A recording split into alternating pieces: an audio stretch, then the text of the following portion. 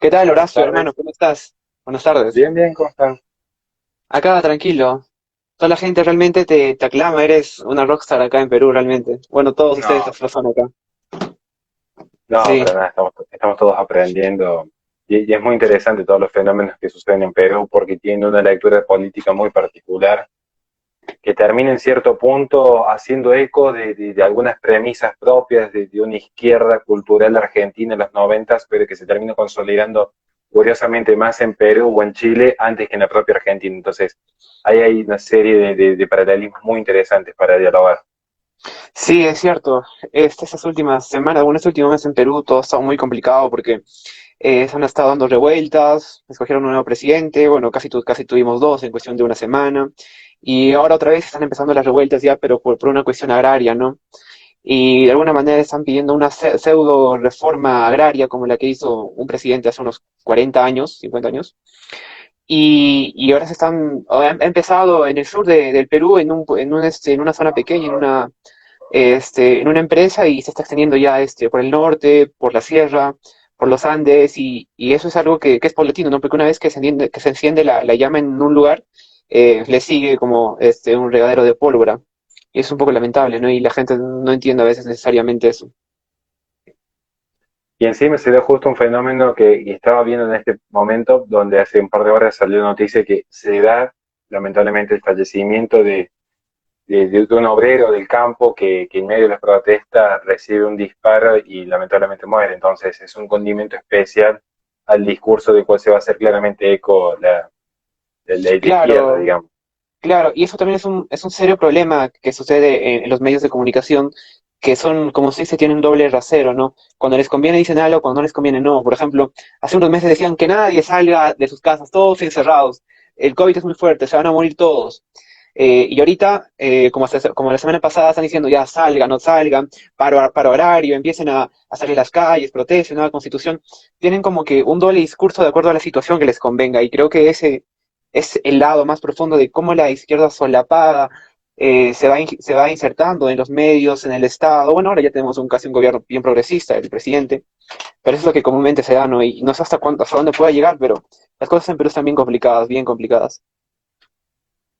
Claro, y el problema de fondo, que es muy interesante, porque más allá de la reforma agraria, como un paréntesis antes de pasar al análisis de una izquierda en términos políticos, que curiosamente la principal reforma agraria se da con la venida en el sistema jurídico de la disolución del mayorazgo.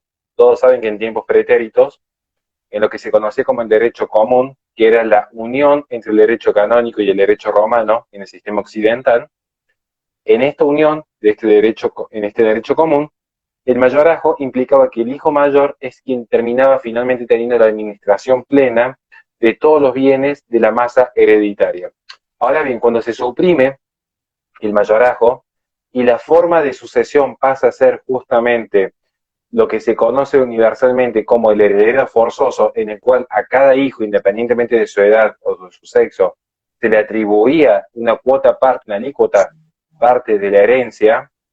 Esto ya implicó una reforma agraria, esto ya implicó una redistribución del capital, esto ya implicó una partición del capital agrario que luego podía ser o vendido, administrado, dispuesto, donado por cada uno de estos herederos universales. Entonces, por ahí cuando se habla de reformas agrarias, lo que es interesante es que la izquierda pierde de perspectiva que ya hubo una gran reforma agraria en su momento y que en esencia terminó, finalmente lo que terminó sucediendo, lo que finalmente terminó sucediendo fue la pérdida del valor productivo de muchos campos que terminaron totalmente disueltos. Entonces, no estoy con esto tomando una postura yo en particular en torno a la reforma, que no es mi área, digo, pero hay que tener una perspectiva en torno a la historia, de ver que ya se generó una reforma en tiempos pretéritos, parte de una sociedad conservadora ya generó una reforma, y que en estos nuevos impulsos no se está garantizando que en efecto una reforma vaya a generar o al menos solucionar algún problema de los que ya se encuentran, porque no somos gente que está alienada de la realidad. Conocemos que hay un problema real, que en esencia hay sectores, tanto en Perú como en Chile como en Argentina, sectores relegados que no pueden abastecerse a sí mismos todavía. Pero yo no sé si la alternativa es en todo caso una reforma de corte progresista, de corte de izquierda, antes que en todo caso impulsar algunas medidas pro liberación del mercado.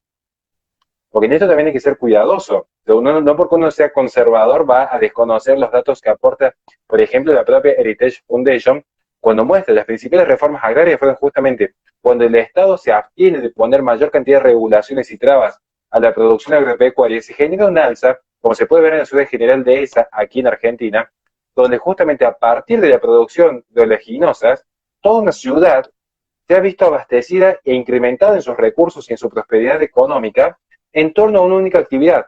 Y lo único que necesitó el Estado fue abstraerse, retirarse, permitir una suerte de exención impositiva hasta que pudiese fortalecerse la empresa y generar competitividad, y luego eso generó un sinfín de fuentes de trabajo de alta calidad, porque no estamos hablando solamente de aquel que montó un determinado mercado como un kiosco o los colegios dentro de General Dehesa, que es un pueblo muy conocido aquí en Argentina, sino también la competitividad en el exterior que implicó que luego abastecerse de profesionales, de ingenieros en sistema, de ingenieros que permitiesen luego programar desde el GPS del tractor hasta el mercado interno en lo que es la producción de los materiales y los insumos. Yo por eso tengo cierto escepticismo cuando noto de repente que la izquierda es la que impulsa estas reformas, porque históricamente donde se impuso las medidas agrarias de parte de una izquierda, lo que había en el fondo, más que una preocupación genuina en el sector agropecuario, era abastecerse de uno de los tres sujetos revolucionarios que necesita una New Left propia del Mayo francés. Y uno de estos tres sujetos revolucionarios es históricamente los frentes de liberación. Y los frentes de liberación están justamente acordonados dentro de las zonas agrarias. Uno cuando ve cuáles son los orígenes del Sendero Luminoso, los orígenes de los propios montoneros en Argentina, los orígenes de la FARC, están siempre en los sectores agrarios, que es donde se dieron las guerras de guerrilla en los 70, que era el sujeto revolucionario por definición de Marcuse, abastecido también del sujeto revolucionario del marginado y del estudiante. Entonces, cuidado cuando la izquierda intenta salir a colisionar nuevos agentes. Y es cierto lo que tú dices. De hecho, mucho del pensamiento de Sendero Luminoso decía, como lo hizo Mao, que la revolución debía venir del campo a la ciudad. Y eso fue lo que políticamente casi sucedió en el Perú, casi llegan a tomar Lima. Solo que en aquel tiempo, como que Lima estaba muy desconectado del Perú. Y recién cuando empezaron a tocar Lima dijeron, no, vamos a preocuparnos de ese tema. Pero durante unos 10 años la izquierda tomó todo lo que era las extremidades del Perú, ¿no? Las provincias. Y eso es algo que también estoy dando cuenta. Mucho de eso que está sucediendo en las marchas. Mira, te voy a explicar algo. Lima está en el centro del Perú, literalmente el centro del Perú. Y a Lima hay unas 3 entradas nada más, en vías de carreteras. Si las 3 entradas de Lima se cierran, Lima se queda desabastecida básicamente.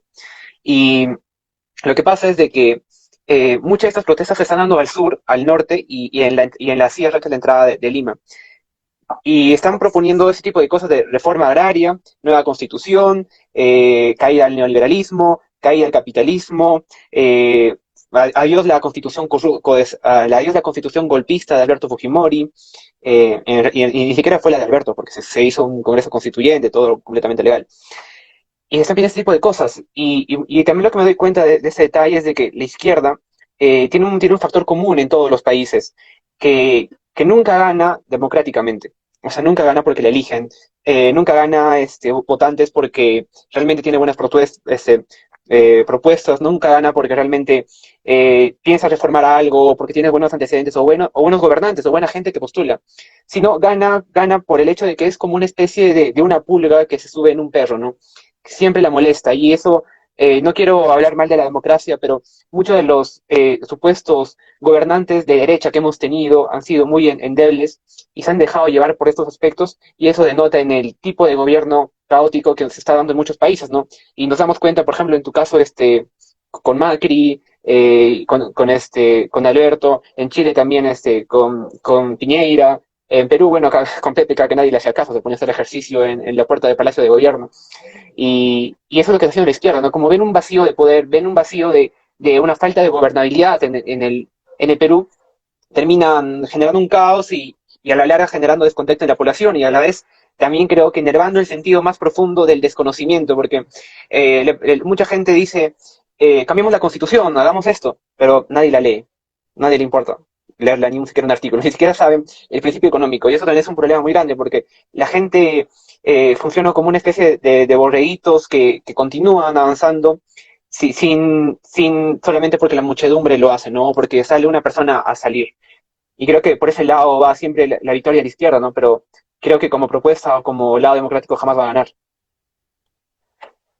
Es muy interesante con respecto a lo que es la democracia, lo que es la democracia luego de la Revolución Francesa. Creo que es un debate que Occidente se debe a sí mismo, porque se ha puesto de manifiesto un endoseamiento de un sistema falaz por donde se mire y revolucionario en su propia génesis, porque ya no es la democracia ateniense que puede llegar a intentar definir en algún punto Aristóteles cuando escribe la política.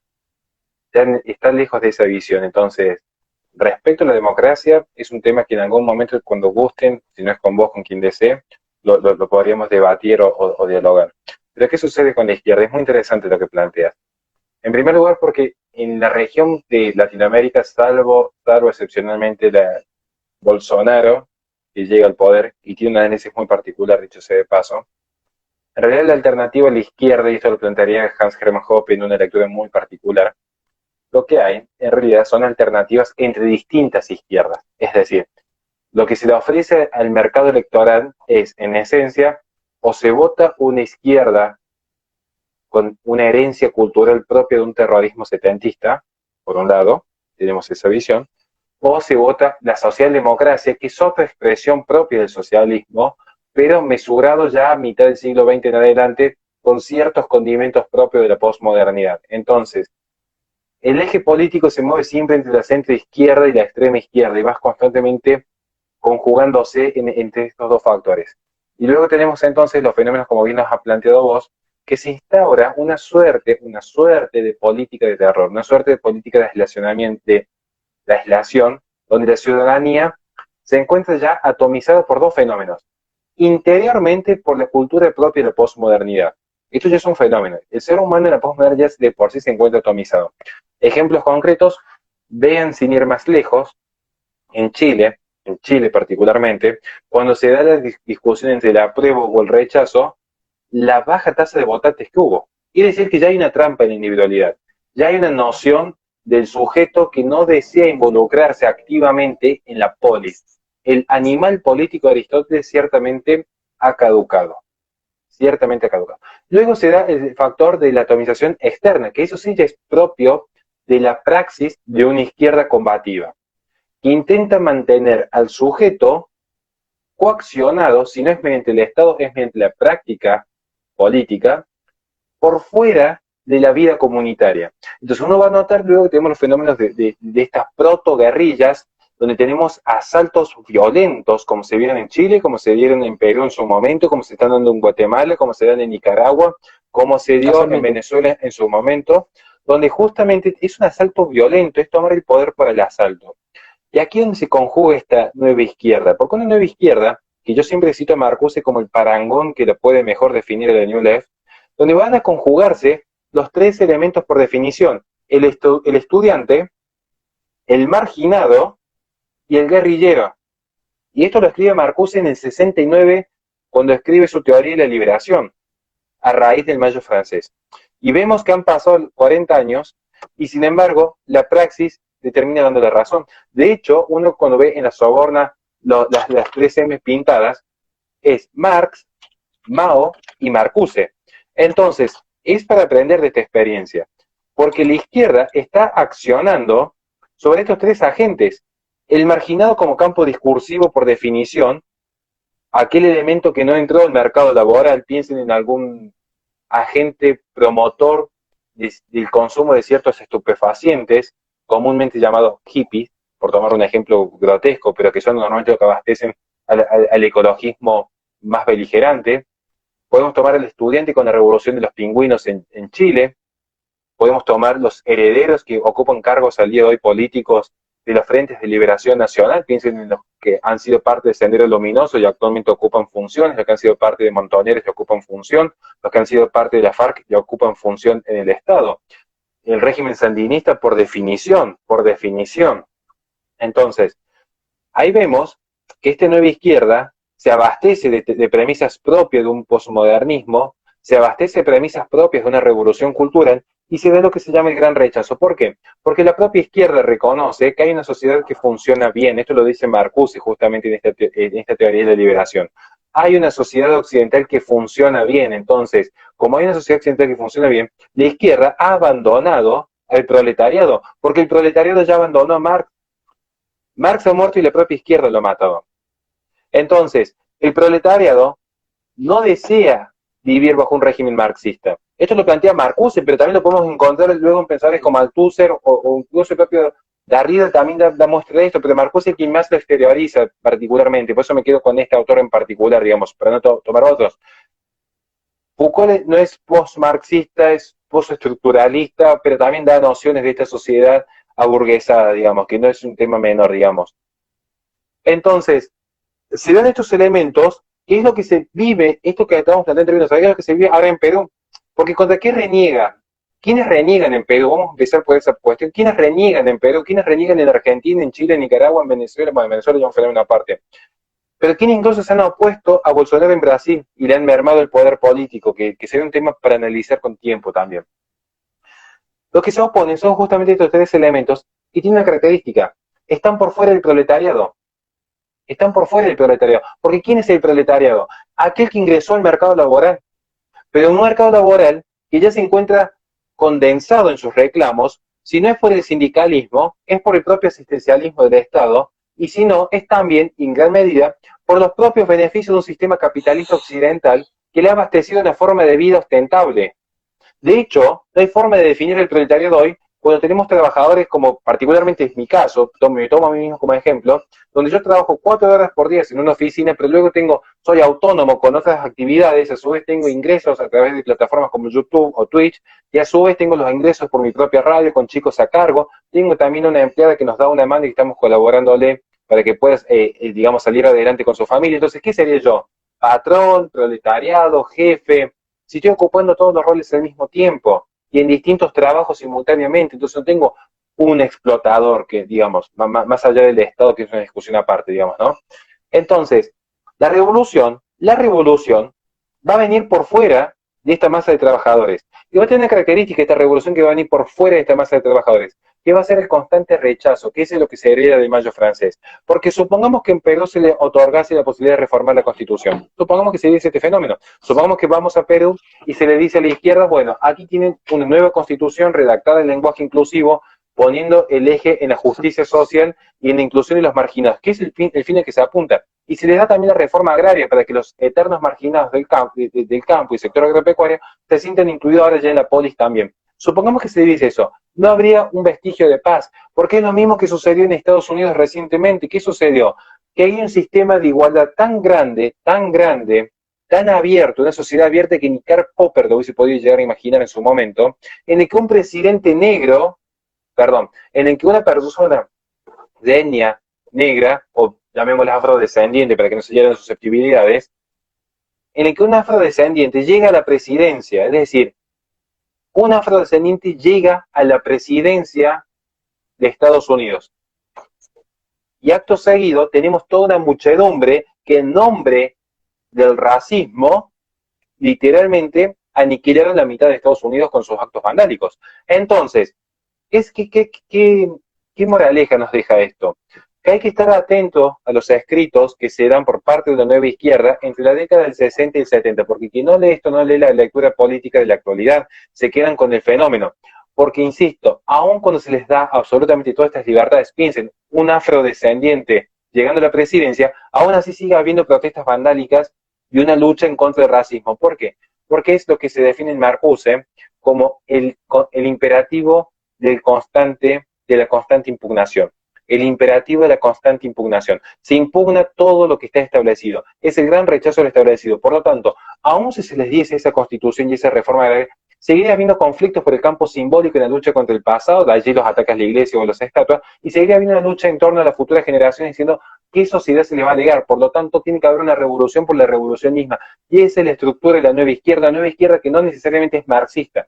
Aun cuando haya post-marxista dentro de esa nueva izquierda, no necesariamente toda la nueva izquierda es post-marxista. Esto es clave también entenderlo.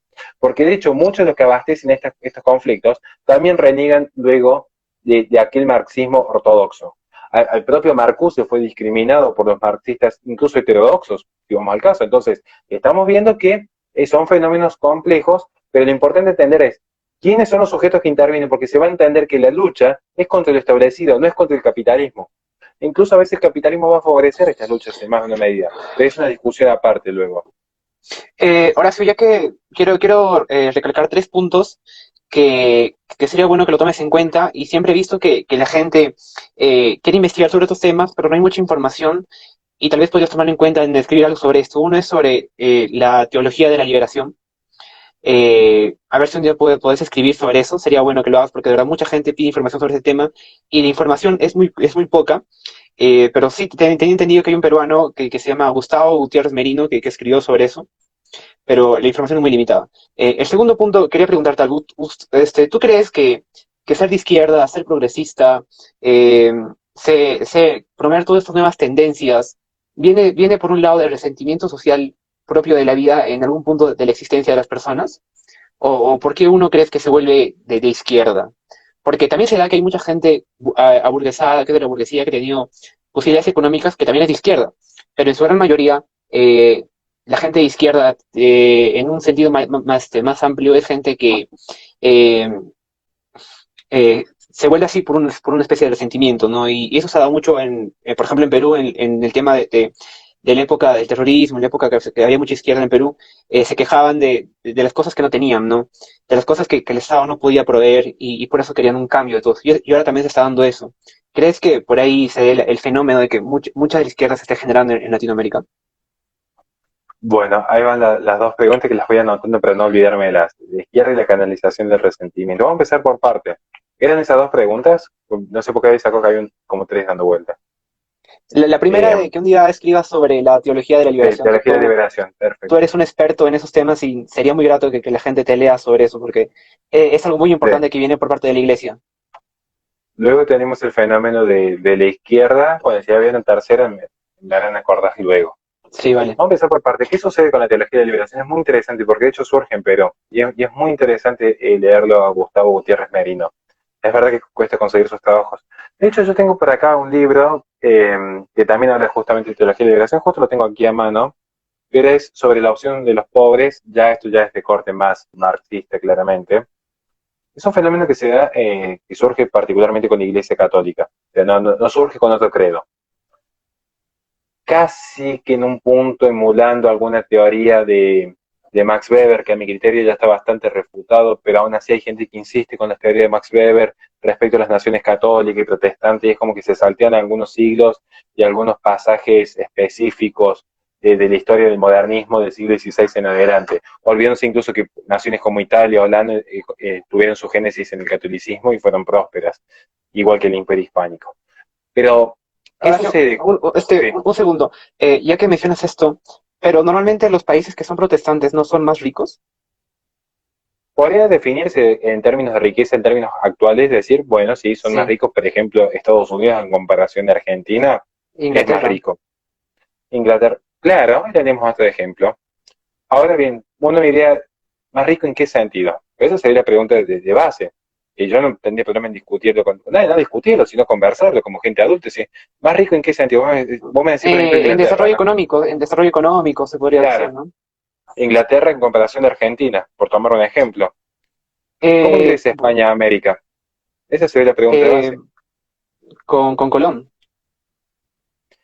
Sí, ingresa con una Biblia, con hospitales y con universidades. ¿Y cómo ingresa Inglaterra a China? Con opio y guerras. De hecho, luego de firmar la independencia en tantas naciones de América Latina, en su momento el Imperio Hispánico tenía la misma moneda, el mismo lenguaje y el mismo credo que abastecían toda la parte occidental de Europa, las costas de África, abastecían Filipinas y desde la Baja California hasta Tierra del Fuego. Y creo que ahí sí podemos hablar de un sistema de libertades, con todos los conflictos que pudiese haber propio de la época. No creemos tampoco en la perfección del género humano porque sabemos que viene dentro de esa caída. Curiosamente, luego de firmar la independencia se establece un monopolio, en nombre de la libertad comercial había un monopolio con la única ruta que por medio de la guerra y el combate se había hecho con justamente el camino comercial del Atlántico, que era Inglaterra.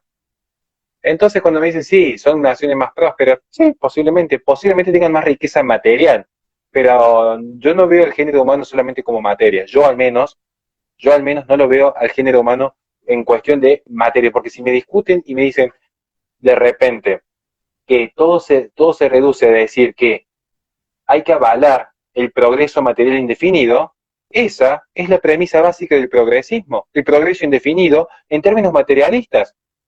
El progresismo no es un patrimonio de la izquierda, no es un patrimonio de la izquierda. El progresismo es la idea del progreso indefinido y la liberación absoluta en términos materiales, donde toma las premisas de San Agustín, toma las premisas de este progreso agustiniano, pero luego lo trasladan a partir del siglo XVI en la modificación de la percepción en torno al tiempo y los recursos. Esto es clave, este es el traspaso del modernismo, digamos. Ahora bien, ¿qué sucede con la teología de la liberación? Que de hecho hay un pensamiento. Se dan dos fenómenos. Por un lado, una preocupación genuina que tuvo Gustavo Gutiérrez Gaira, que de hecho se separa por completo de toda la deformación que se hizo en su nombre y la teología de la liberación, él mismo la rechaza por completo, porque es lo que sostiene que la iglesia tiene como, no sé, trato de explicarlo de forma más sencilla para el que no es católico, pero para el católico hay tres grandes iglesias, y la iglesia que está en este mundo es la iglesia militante. Esto lo estoy explicando para que exclusivamente para el que no es católico, digamos. Entonces, esta iglesia militante no puede ser ajena a la disparidad, la simetría de poder y las necesidades del creyente. No puede ser ajena a una realidad. Por eso es iglesia militante y no es la iglesia triunfante, la iglesia del cielo, ni es la iglesia purgante. Es la iglesia militante. ¿Bien? Ahora, luego van a aparecer con esta teoría de este asistencialismo propio de la iglesia, que de hecho ya se venía gestando desde las cofradías y las hermandades desde la Baja Edad Media, quiero aclararlo, ¿no? No es que aquel Estado inventó algo nuevo, simplemente con las regalías usurpó facultades propias y privadas de una iglesia que era ajena al reino en ese sentido.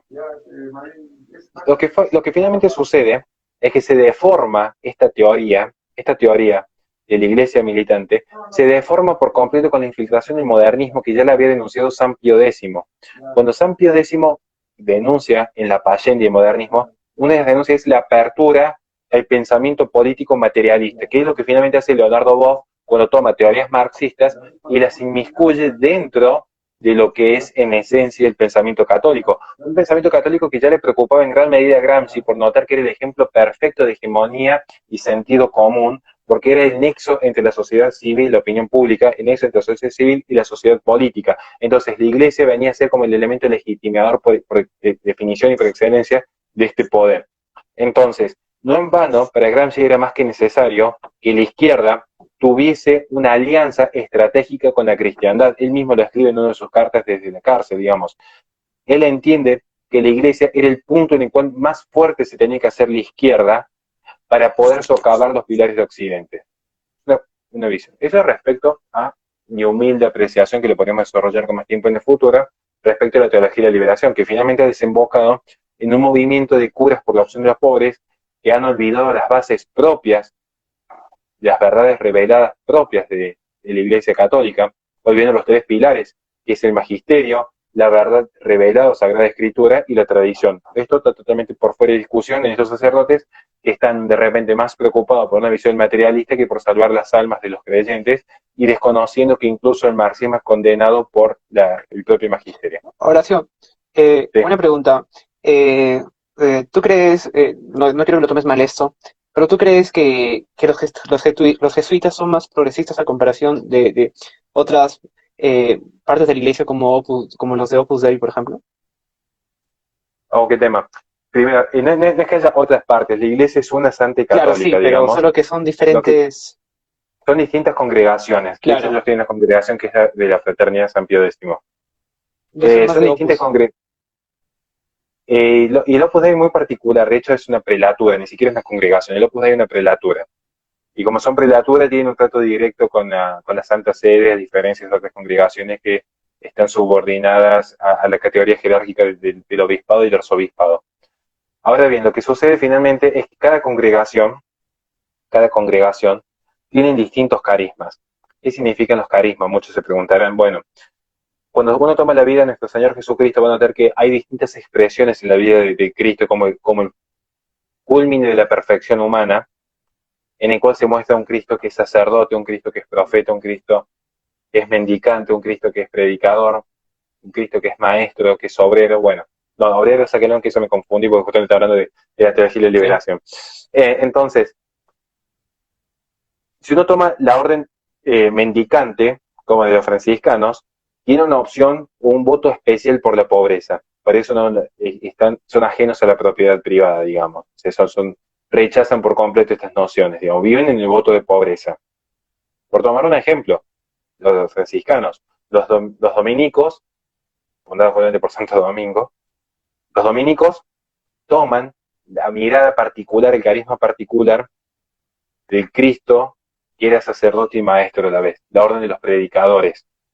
Bien, el Opus Dei es la orden de los numéricos y actúa de una forma muy particular que cuando la crea San Escrivá de Balaguer, es en esencia ante el auge que está teniendo cierto sector de la masonería, donde la iglesia intenta dar una respuesta ante esta embestida con ciertas estrategias similares en ciertos campos de acción similares. Es una respuesta de la iglesia la obra del Opus Dei. De hecho, Opus Dei significa obra de Dios y por eso es una prelatura que funciona en línea directa con el Vaticano. Aclarado eso. ¿Qué sucede con los jesuitas? Los jesuitas tienen una visión propia del Cristo misionero. Y esto implica, a la postre, que tengan un contacto distinto con el mundo. Para algunos van a ser los revolucionarios, los revoltosos. Yo no voy a entrar en esa cuestión ahora porque esto amerita no una conferencia, sino un seminario entero y sería una falta de respeto querer resumirlo en 3 minutos, digamos. Pero es para que haya cierto grado de prudencia, porque a veces se confunde, porque hay un papa jesuita, porque hay un papa de tal o cual lineamiento. Saben que es todo un proceso continuo en la vida de la iglesia, donde hay altibajos, hay antipapas declarados, ha habido papas que, hablando de cátedra, no se han equivocado, pero hablando por fuera de lo que es el mandamiento de ex cátedra, han prácticamente blasfemado o han llevado una vida personal muy desordenada, digamos. Entonces, yo en ese sentido me mantengo en la prudencia de explicar. Yo no sé si podemos atribuir que son de izquierda a derecha, sí creo que el contacto con el mundo le da una perspectiva diferente a lo que pueden tener otras congregaciones más tradicionales, por ejemplo. Una simple observación. Ahora bien, pasando a la otra pregunta que había hecho, que era muy interesante, respecto a por qué la gente se hace de izquierda. A grandes rasgos sería como las preguntas de fondo. Yo no sé si realmente las personas se hacen de izquierda, así se hacen. En todo caso, creo que hay un lineamiento de pensamiento propio de una izquierda o de un espacio político. Vamos a ser más precisos, ¿no? Para que se entienda mejor. Hay espacios políticos, como podría ser el tuyo, el mío, el que nos estoy escuchando en este momento, que van a escribir a distintas líneas de pensamiento.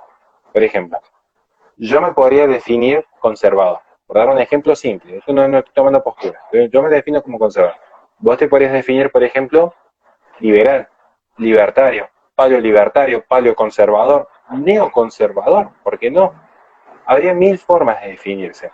Pero en esencia lo que hace, justamente como esencia política, es intentar canalizar determinadas demandas de los terceros para abastecerse con el poder del mismo. Bien, esto es clave, porque en esencia la política lo que intenta hacer es crear un espacio de respaldo hacia las propias ideas que mantengan unidos los grupos de oposición y permitan desarrollar la propia voluntad sobre el diseño social. A grandes rasgos la política podría ser en un punto solamente traducida así. ¿Por qué la gente se hace de izquierda? Esa es la pregunta de fondo. Porque en esencia lo que hace la izquierda es, para captar el poder político, canalizar las frustraciones. Todos tenemos en algún punto cierto nivel de frustración en la vida, en más o menos medida. A veces nos fue bien con un video en YouTube y a veces nos fue mal. A veces nos fue bien en un examen de la facultad y a veces nos va mal. Hemos tenido fracasos con las parejas, hemos tenido momentos dolorosos con la familia, hemos tenido peleas con amigos. Es decir, la frustración es inherente a la naturaleza caída del hombre, que no es perfecto y que se encuentra atravesado por una serie de irrupciones en su vida. Ahora bien, ¿cómo se enfrenta esta frustración? Un espacio más conservador va a proponer una idea de utilizar, como lo diría Edmund Burke, la experiencia histórica para el aprendizaje.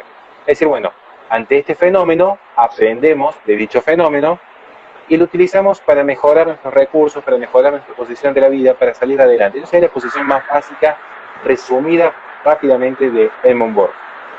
¿Qué va a decir la izquierda?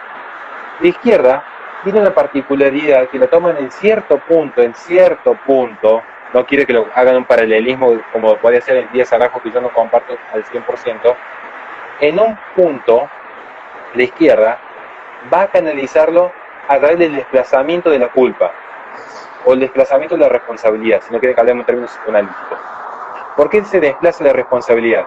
Porque van a venir a decirle a la persona que sufre una frustración que en realidad no es que un hombre no quiera tener sexo con una mujer por su sobrepeso, porque simplemente no siente atractivo sexo, sino porque existe lo que se llama la gordofobia.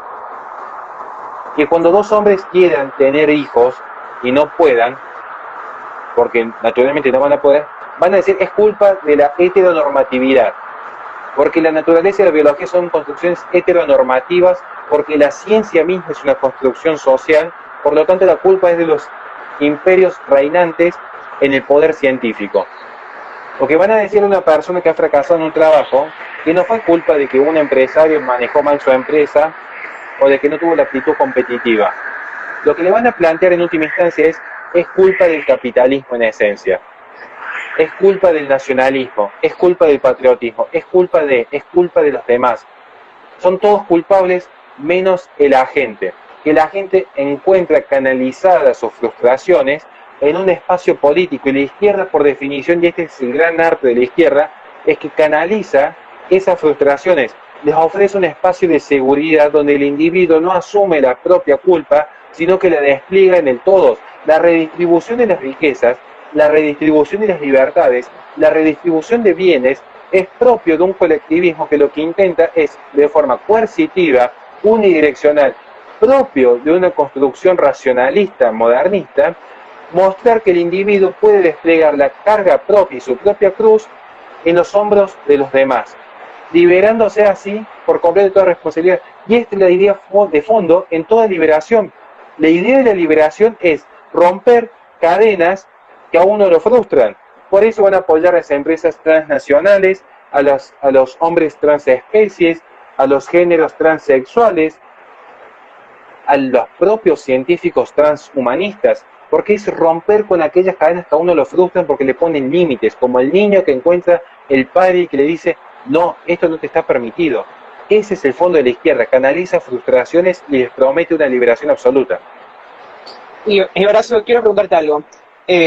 ¿Por qué crees que esto se da? Mira, cuando tú me dices que dos hombres no pueden tener hijos porque evidentemente biológicamente no pueden tener un hijo, es algo inherente.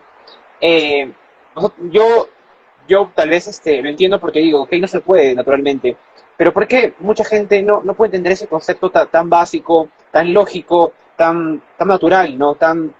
¿Qué te digo? Directo, tan percibible en ese sentido de la palabra. Es porque tal vez no se da una muy buena educación, un muy buen desarrollo educativo a lo largo de los años, o es porque tienen un cierto punto eh, lado de resentimiento social o no sentirse bien consigo mismos para que conciban esas ideas de pronto, ¿no? Porque cuando acá hay una universidad que se llama Pontificia Universidad Católica, que no tiene nada de católica, este, hay muchos debates de esto y cuando mucha gente que es liberal, de derecha, conservadora, les trata de argumentar con fundamentos lógicos, como por ejemplo, biológicamente no se puede hacer algo, que biológicamente la mujer es diferente al hombre, no aceptan estos argumentos. Cuando son argumentos respaldados científicamente, y es algo que no les gusta, ¿no? Pero uno dice, si tú le explicas esto a un niño de 11 años, el niño lo va a entender, pero esas personas no lo entienden, o tal vez se niegan a entenderlo. Por ese lado vamos. Es muy interesante lo que planteas. Coincido en gran medida con lo que estás en tu lectura de fondo. Yo coincido que hay un problema real. Creo que en el fondo, lo que subyace es que en realidad es todo un fenómeno propio de la posmodernidad, que es una sociedad infantilizada. ¿Cómo actúa un niño? Un niño tiene una tendencia natural a descubrir y explorar el mundo. De hecho, el viaje de ida siempre es el más largo y el más interesante, porque uno está descubriendo constantemente nuevas visiones de aquello que a uno lo está rodeando. Entonces, eso es lo que es tan interesante un viaje de ida. Y para un niño, todo es un viaje de ida. Todos los días se está descubriendo algo nuevo. Y en ese descubrimiento, a mayor cantidad a ver, esto es una premisa básica, uno dice que la verdad te hará libre. Bueno, a medida que uno más vas conociendo la realidad, más realidades hay, se da un fenómeno que es de mayor libertad, porque hay mayores opciones para elegir. Esto es importante entender esta primera parte, porque si no, no se va a entender luego el desarrollo. Pero parten de la idea de que a medida que hay un mayor descubrimiento, hay mayores opciones de libertad. Ahora bien, ¿qué es lo que sucede finalmente? Que la sociedad está infantilizada y está ilusionada con esta liberación absoluta, con esta idea de que los descubrimientos nuevos y el progreso indefinido abastecen de mayor índice de libertad al género humano. Y este es el riesgo, porque es una ilusión, porque es el niño que no encuentra el padre que le diga que no, es el niño que cree que todo es un eterno presente, está desarraigado del pasado, que ha roto ese lazo intergeneracional de Edmund Burke, que ha roto con aquellas llamas de la tradición, y por eso la vemos luego atacando cualquier vestigio de pasado, porque eso es propio del postestructuralismo, lo que no se nombra no existe, por lo tanto se vive en el presentismo. ¿Qué es el presentismo? El eterno presente. Se niega el pasado y se niega también el futuro. Y ellos tienen otro tipo de discusión respecto al control demográfico y una serie de cuestiones que son bastante complejas ahora. Entonces, esta sociedad infantilizada claramente que va a clamar por cualquier espacio político que condense sus caprichos, caprichos propios de un infante, caprichos propios del yo quiero ser libre, del yo quiero y del yo mismo.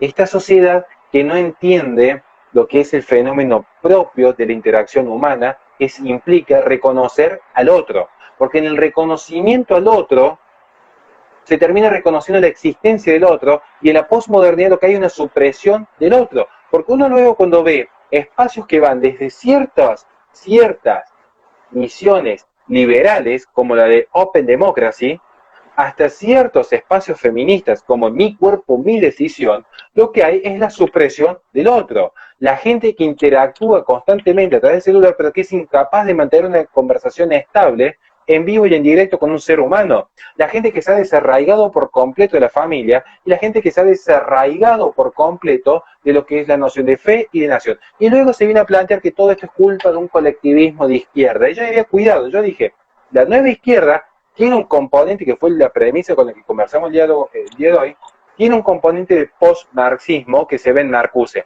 pero no toda nueva izquierda es post-marxista y no toda nueva izquierda es necesariamente colectivista. De hecho, insisto, uno ve los fenómenos del indigenismo, el ecologismo y el feminismo, y lejos de ser colectivistas, como podría ser la comunidad de mormones en Utah, lo que hay en realidad son personas atomizadas, personas que viven del sí para el sí mismo, personas que dicen yo me autopercibo mujer, yo quiero ser mujer, yo me autopercibo que tengo un perro como un hijo, entonces mi perrijo, donde yo quiero más derechos del Estado, donde yo quiero que se me reconozca mi autopercepción, donde yo quiero prevalecer en mi deseo que la maternidad será deseada o no será, el eterno yo. Ese es el problema de la sociedad actual. Ese es el problema que se vio en Chile, que se ve en Perú y que se ve en Guatemala, que disfrazado de toda la idea esta de la nueva izquierda y la revolución, lo que hay en realidad es nuevos agentes de consumo y de producción, agentes tributarios, dicho sea de paso, que finalmente están subsumidos en su propia idea, capaces de destruir al otro y de suprimir al otro con tal de hacer prevalecer la propia voluntad. Entonces, ¿cuál es la respuesta de fondo? Es una sociedad infantilizada. Y en una sociedad infantilizada viene justamente esta izquierda, una nueva izquierda, a canalizar estas frustraciones, como el papá que levanta al nene y le dice tranquilo que ya está todo bien, te voy a comprar el chocolate que quería con tal de que no sigas llorando. Viene esta nueva izquierda, una actitud paternalista, a seguir malcriando y mantener subsumido a una sociedad que no desea madurar. Porque no es que no puede madurar esta sociedad no desea madurar, le tiene aversión a madurar.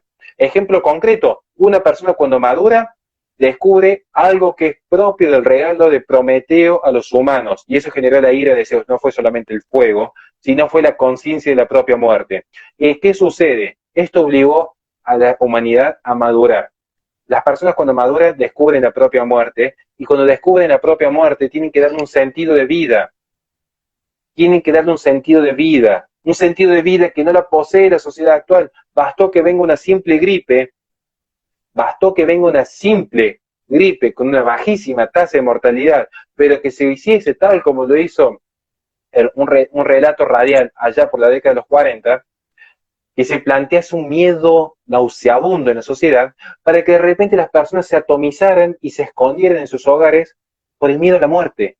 La sociedad actual le teme a la muerte, coquetea con la cultura etanática, como con el aborto y la eutanasia, ese rechazo al pasado y ese rechazo al futuro, coquetea con la cultura etanática. Ahora, cuando la cultura etanática va por el individuo se subsume en el miedo, porque no tiene sentido de vida. Es una sociedad infantil que teme a la adultez, teme al crecimiento, teme al no dejar un legado porque se da cuenta que toda su vida ha sido una ilusión. ¿Cuál es esa ilusión? Lo que muchos llaman libertad. Wow, es realmente profundo lo que dices y realmente cierto. Pero para agregar, solamente quiero decir que cuando a un niño le explicas cómo son las cosas, el niño entiende, solo que ahora a la gente creo que no le gusta entender las cosas. Hay una versión directa a la lógica y los fundamentos más naturales, ¿no? Del hombre.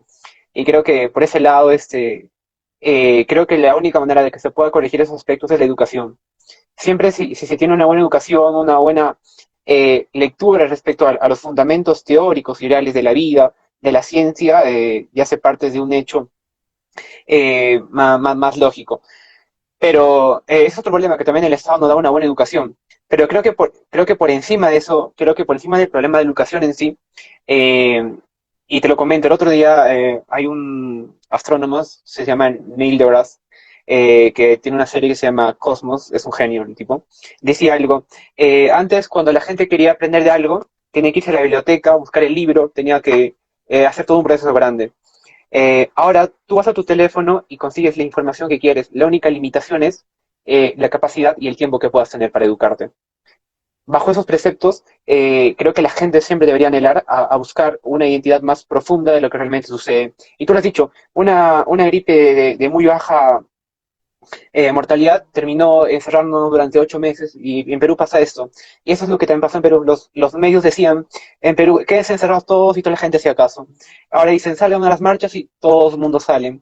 Y un periodista el otro día vi una frase que dijo, en Perú cuando les dices a los peruanos que de ahora van a ser patos, los peruanos van a contestar y van a decir, ¿de qué color van a ser las plumas? Y no van a, de alguna manera, cuestionar y ser objetivos en lo que realmente se está dando en la sociedad, ¿no? Porque tal vez estamos acostumbrados a que un Estado siempre nos guíe en nuestras decisiones, pero siempre se debería analizar el punto objetivo.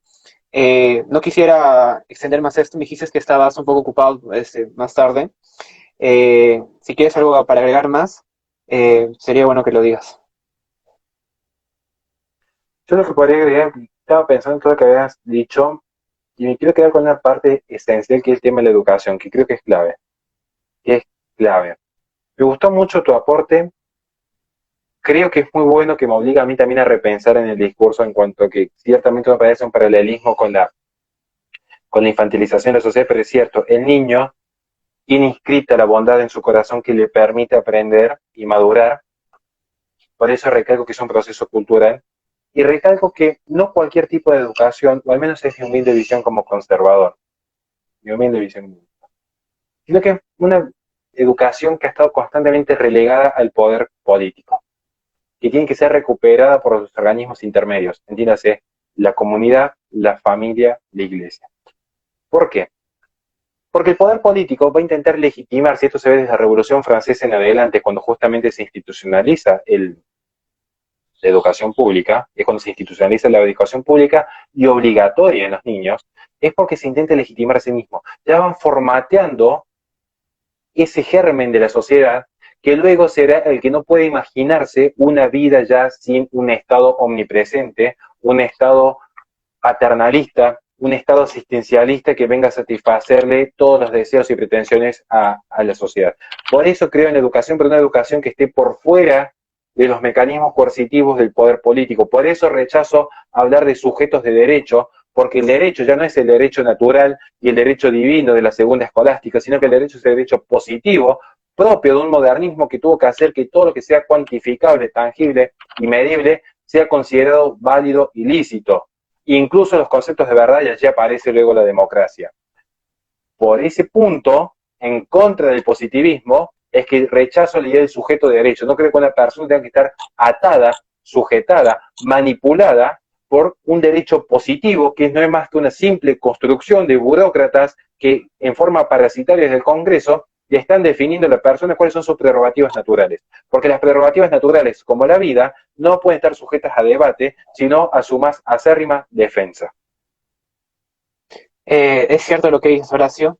De verdad, siempre, cada vez que hablamos o cada vez que se hace una transmisión contigo, y siempre las digo, siempre se aprende algo nuevo por las luces que realmente tienes en todo ámbito, y no solamente en lo que respecta a la iglesia, sino en la amplitud de toda la sociedad y de cómo funciona.